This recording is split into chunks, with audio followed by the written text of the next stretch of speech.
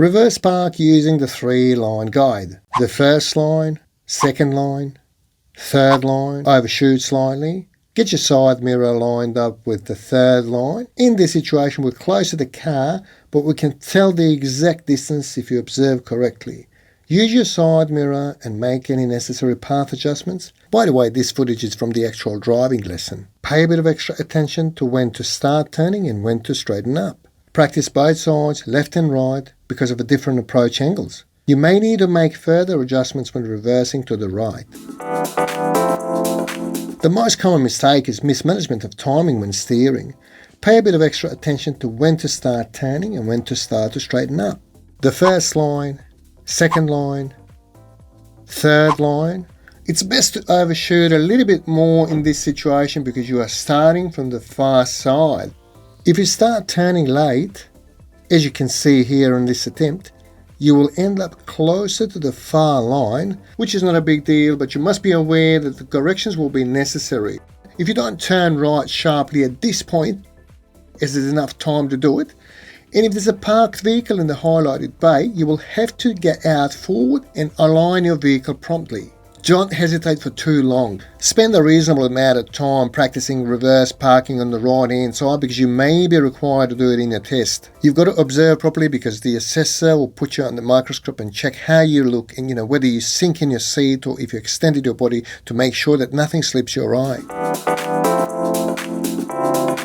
If you got the direction from the assessor that you have to reverse park in a specific space, you have to line up correctly and your timing must be accurate. If you start turning late, as you can see here in this attempt, you will end up closer to the far line, the one that will be on the right side when you complete the manoeuvre.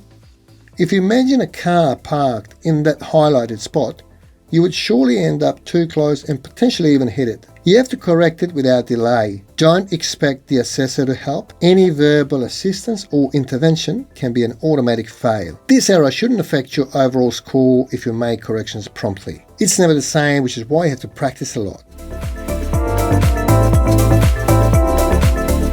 If you forget to count lines on approach before you stop, don't stress, especially when you're not parking next to a car. You can count backwards 3 to 1. Third line, second line. In this situation, all bays are available, so you can start counting if you use the 3-line guide as soon as possible without moving too far back and risking running out of room. If you're reversing out from the bay to the left to the near side, there is no car next to you on the right side, you can steer straight away. Practice the right hand side reverse parking as much as possible because it's more complicated. The first, second and the third line overshoot a bit because it's slightly wider angle. The marked bay is the one we picked here. Don't worry about cutting lines on your left if there's no one parked in those bays. If there are cars, however, in that section of the car park, you may need to adjust your path according to their position.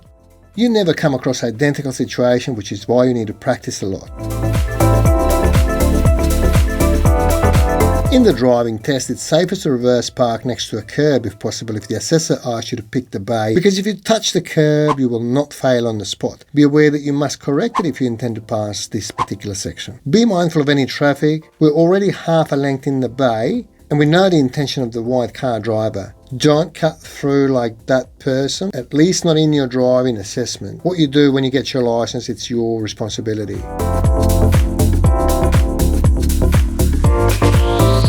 As I mentioned, your timing must be spot on when parking next to a car.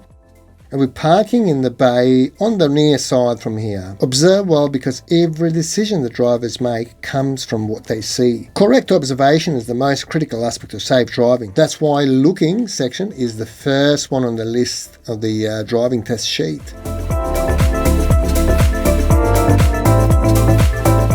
Even when you're incredibly close to an object you're reversing next to, your side magnifying mirror will show the exact distance. See here, we're only about a couple of inches away from that car, but we can accurately see from the inside the distance from that car. It's easy to notice if you're still getting closer or further from the given object next to you. Frequently change your field of view when reversing. Human beings don't do anything backwards naturally.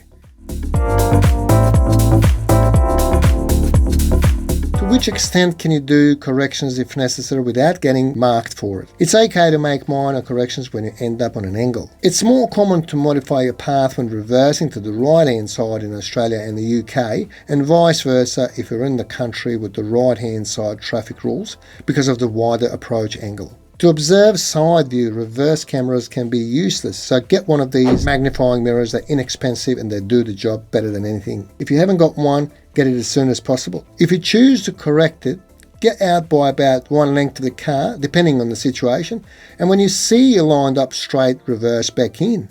They often don't take points if you do minor corrections. In fact, if you leave your car on a sharp angle, and if you don't attempt to correct it, they might fail you on the spot. In this particular situation, you should adjust the path as you go if there's enough space to do so. Take your time, observe well, and make sure nothing slips your eye. Please understand that you will never encounter identical situation when you drive. You have to make many mistakes before you can reverse park perfectly, and you've got to accept that. It amazes me when I come across driving tutorials where the presenter acts like they're explaining procedures to their experienced colleagues rather than people willing to learn from scratch. My advice is don't be afraid to make thousands of mistakes if necessary, because that's the only way to master things in life. Remember that mother of all skills is repetition.